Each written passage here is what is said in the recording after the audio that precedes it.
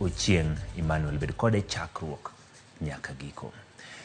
Yore mag wuoth ong'ikore wang' apaya ma Bomet Sigor kamoro ni Chepalungu toko ula ne pong'o lalo mar Kipsion mochuno jowuoth mondo mi oti kod wang' apaya mamoko mar mole boma ma Bomet. Duol mochung' ne wang' apayni madongo e pacho kaendi Kenha motelo ne ogolo chik mondo mi jogo machano tiyo kod wang' apaya na oti gi mamoko e seche magirito mondo mi pi odog piny kaka yo mar geng'o masira. Jaod bura ma Chepalungu Victor Koech oseo jogo manomiyo rak mar gero lalono kaka manotiyo moyuothore ka oko jatend migawo mar wang' apaya mondo donjre e wachno.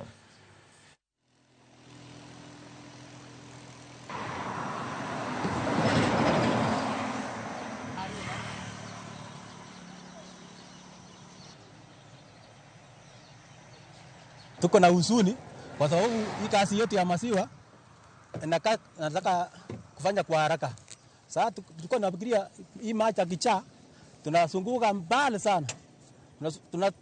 Tunaanzia Chebilat kuelekea mpaka Ng'oine Road kuelekea Liten. Alafu mahali tunakuja ni Sotik. Sasa wakati tunarudi tena tunarudia huko chini. Kupika nyumbani tunastukia maziwa imegandana.